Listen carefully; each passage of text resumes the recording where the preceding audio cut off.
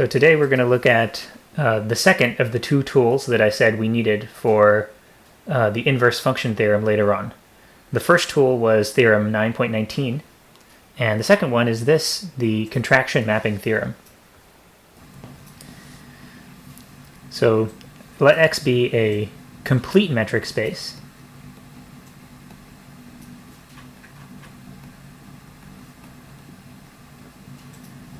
So for example, Rn, or a compact subset of Rn, those would be examples. And let phi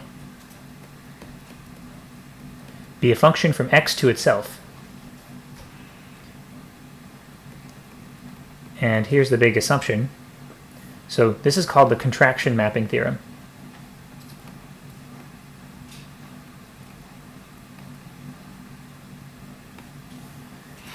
And the assumption is that phi is a contraction mapping. And what that means is there exists a constant c, a real number, between 0 and 1, less than 1, such that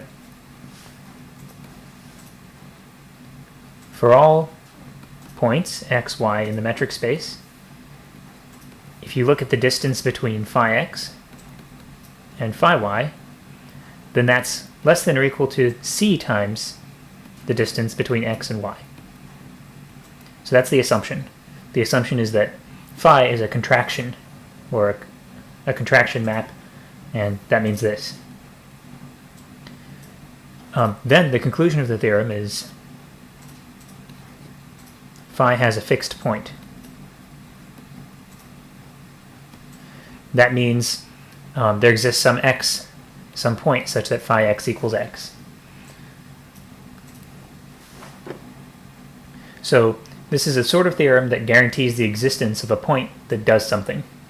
And so this is something we'll use later on. We'll have some map and we'll show, oh, this is a contraction map and it's from a complete metric space to itself.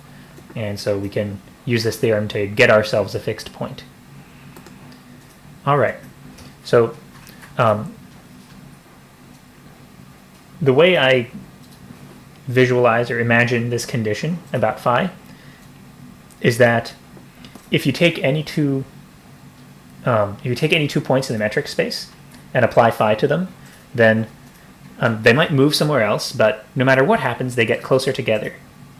And it's not just that. It's not just that phi always brings points closer together, but it's also that there's this uniform factor by which phi at least brings them closer together by that factor. So there's this one factor c that works throughout the space. So like maybe c is 2/3. If c is 2/3, then if you take any 2 points in the metric space and apply phi to those 2 points, then they will be closer by a factor of 2/3. Okay, so let's start the proof.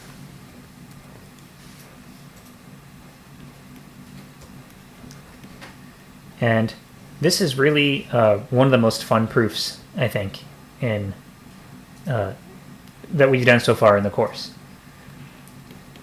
Because none of the steps are particularly complicated, but it just pieces together a lot of nice things that we've worked hard to understand or prove in the past in our analysis courses. Okay, so fix any x naught, any point in the metric space. So it doesn't matter what, just start somewhere. Start with some point in the metric space. Then define a sequence recursively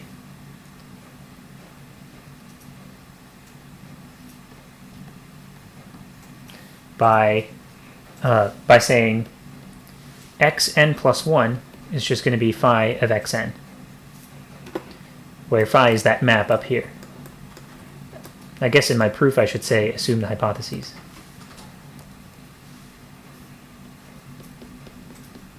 So that our goal now is to show that phi has a fixed point. Okay, so this is a recursive definition for a sequence. So what I would imagine is, here's a point x naught, and then I apply phi and I get another point, and I apply phi and I get another point, and I apply phi and I get another point, and I put those together into a sequence, and I keep going.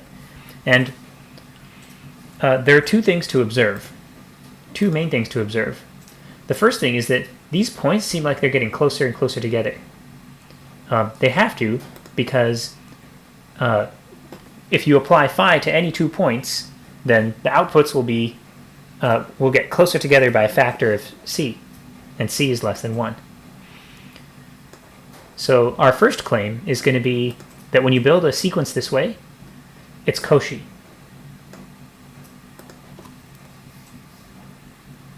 So claim 1, this sequence is Cauchy.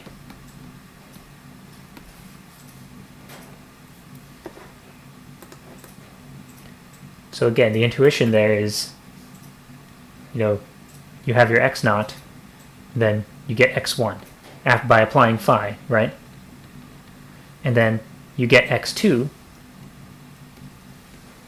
by applying phi to x1.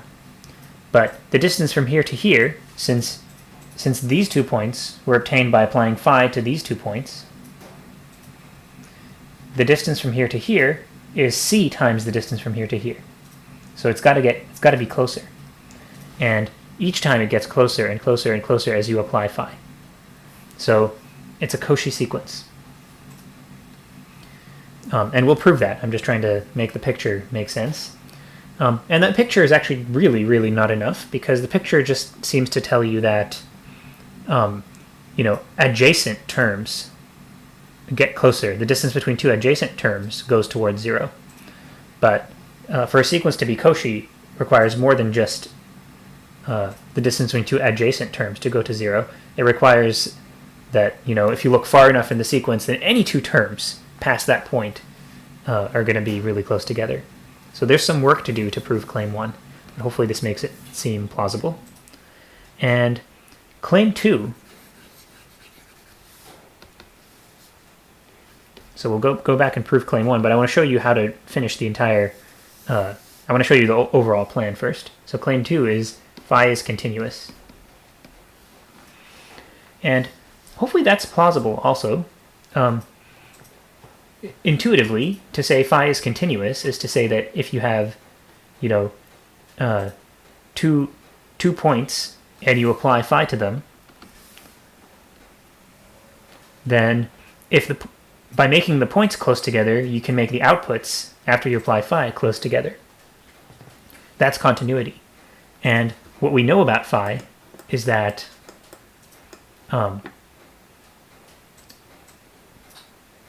when you input 2 points that are a certain closeness together, the distance between the outputs is going to be no more than the original distance between the inputs. Less, in fact, since c is less than 1. So that really suggests that phi is continuous. But we'll prove it. And how does that finish? So let's see how that finishes the proof of the overall theorem. So look at the sequence xn, or rather, look at the sequence phi of xn. Well, first of all, from claim 1, let me start with that. So by claim 1 and completeness, the sequence is Cauchy, the metric space is complete. The sequence must therefore converge. That's the definition of complete. By claim 1 and completeness, there is some x in the metric space such that the sequence converges to that x. Okay, but phi is continuous, right? Since phi is continuous, that means it preserves sequential limits. So if I apply phi to everything in this convergence statement, then it should still hold. Let me write it down here. if I do phi of xn like this, then that converges to phi of x.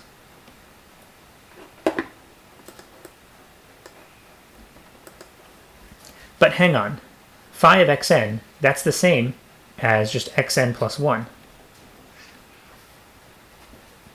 Right? That's the recursive definition of xn plus 1. But this is just a subsequence of the sequence xn. It's just skipping the first term, right? It's just the sequence was shifted in index. So it converges to the same thing that the original sequence converges to, which is x. But of course, limits of sequences are unique, so then these must be equal. Let's write it as a nice conclusion here. Therefore, phi of x is x. So that will finish the proof, but we still need to fill in how to prove those individual claims. So one neat thing about this proof, so the theorem is saying under these conditions, complete metric space, contraction mapping, your map has a fixed point. One neat thing about the proof is that it tells you how to find the fixed point if you want to find it. You just start with any point and then keep applying phi repeatedly, and you'll notice that the outputs will converge on the fixed point.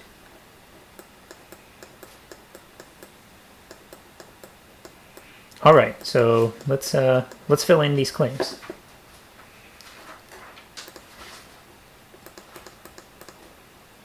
Okay, so let me make some space under the claims. All right, so I've spread things out here a little bit and just didn't add anything, just made space for the claims. And let's work on this claim that xn is Cauchy. So first, for all indices n, we have, let's make this observation that as you go down the sequence, points have to get closer together. So we have d xn, xn plus 1, is the distance between, and then just using the recursion rule, this is phi xn minus 1, phi xn, is less than or equal to c times the distance between xn minus 1 and xn. And that's because of the contraction mapping property. So c is this one constant that way back here in our assumptions has this property. Okay, and then you can do this again, and you get another c.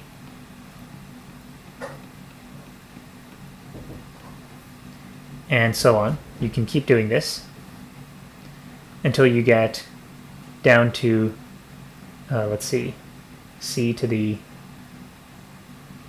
n dx 0 x1.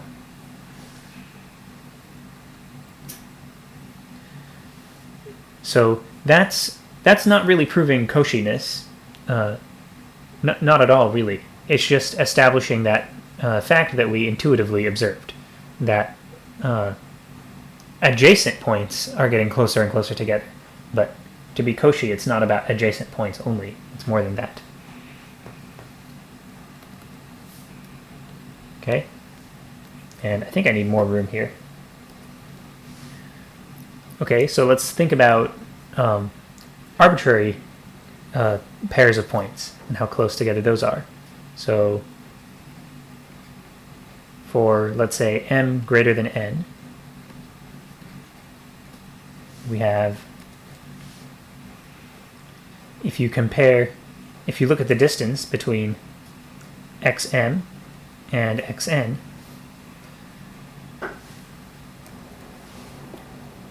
or actually let me write the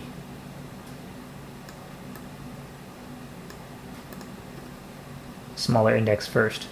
I don't know why that makes me feel better. From xn to xm, that's less than or equal to, so using the triangle inequality, many times it's less than or equal to the distance from xn to xn plus 1, plus the distance from xn plus 1 to xn plus 2, and so on. You're chaining our way all the way out to the distance between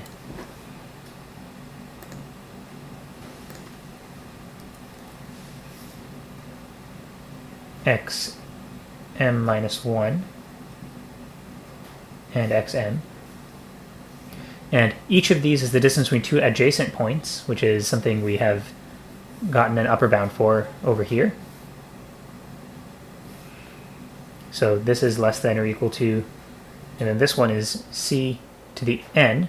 So overall, everything has a factor of dx naught x1 sitting there. And then for this one I get a c to the n, and then c to the n plus 1,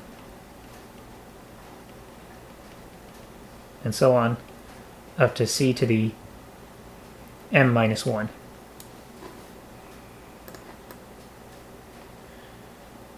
Which I could write like this.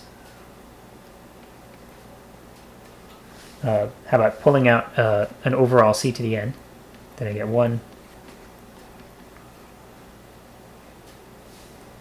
plus c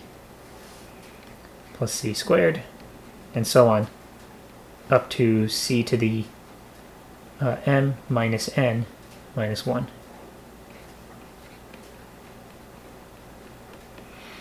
And my goal is to verify, in order to show that the sequence is Cauchy, my goal is to verify that this distance can be made very small by making m and n very large. And I know that I can control this, so I just want to, like if I make n very large, I think I can make this small because c is less than 1. But I want to also sort of get this under control. Well, there's an algebra identity for dealing with expressions like this. So think about if you were to multiply this whole thing, think about what happens when you multiply it by 1 minus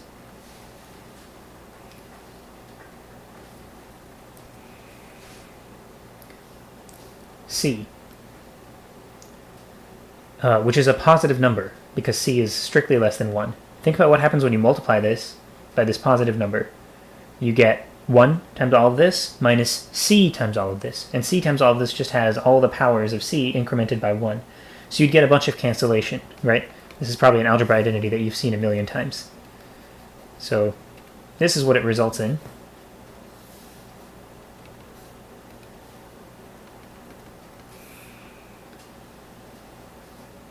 I can put 1 minus c in the denominator here, and the numerator, the thing that I get when I multiply this by 1 minus c, which is 1. That's one of the terms that doesn't cancel. And then minus c to the m minus n. Which, by the way, m minus n is just some positive number, since n is greater than n. And then I still have this distance between x naught and x1.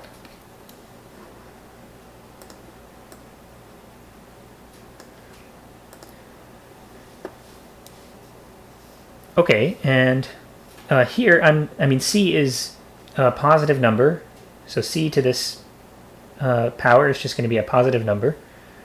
And in fact, I would just be growing this fraction if I didn't subtract c to the m minus n from it. So might as well do this. This is easier.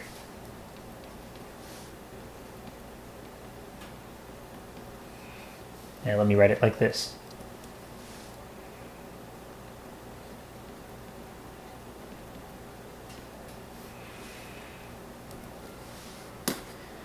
Okay, now I think I've put in the work needed to show that the sequence is Cauchy. Now I just need to do it. So let epsilon be greater than 0. And how am I going to choose delta? Well, or not delta, capital N. How am I going to choose that in order to make this thing less than epsilon? because I want to make this thing less than epsilon. How about I choose capital N so that, I just noticed an error. Sorry, one sec. This was supposed to be x0, x1.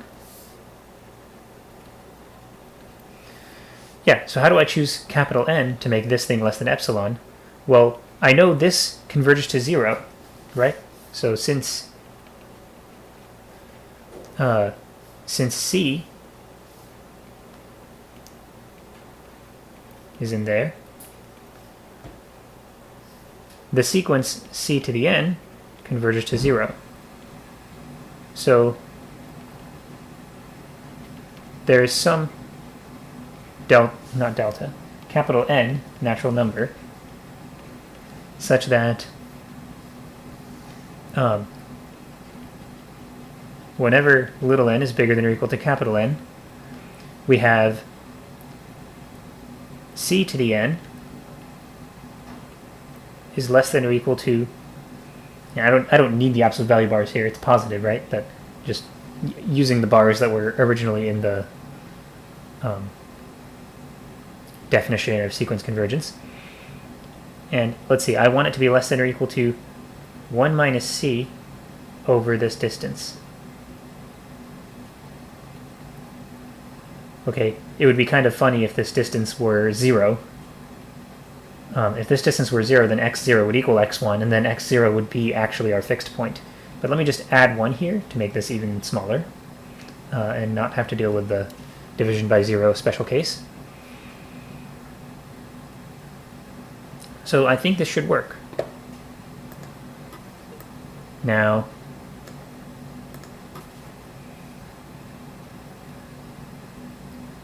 assume m is bigger than n, bigger than or equal to capital N. We're trying to prove that our sequence x sub n is Cauchy. Then the distance between xn, let's see, here, the distance between xn and xm by the above work is less than or equal to this over here.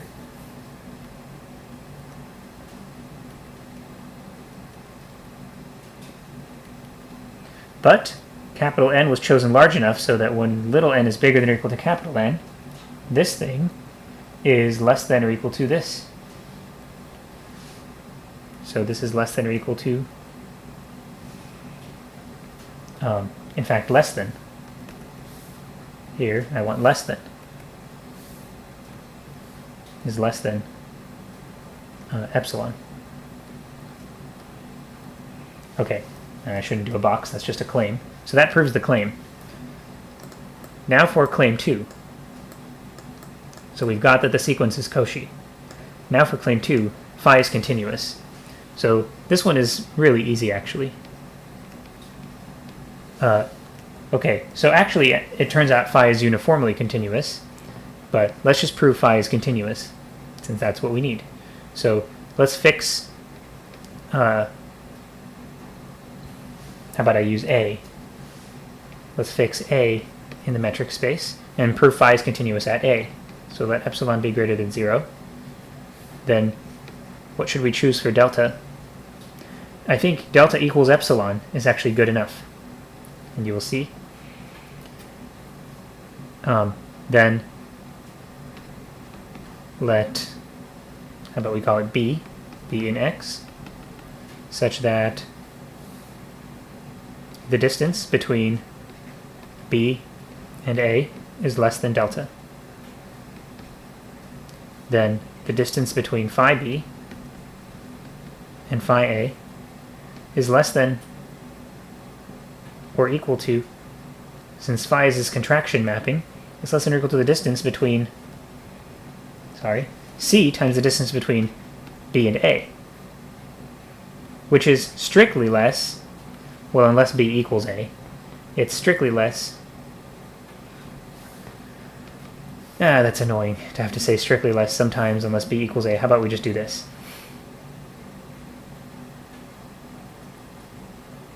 That doesn't save me from that annoyance. So let me just do it. then if b is not equal to a, we have blah blah blah. Here this is strictly less than db comma a, which is, oh no, it does help me. Let's just do this to not have so many cases.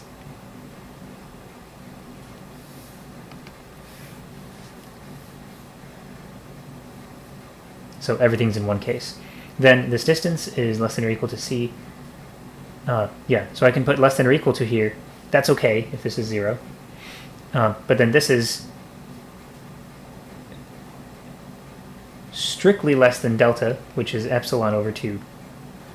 I'm not sure why I keep insisting on epsilon over 2. This is fine. There are no cases.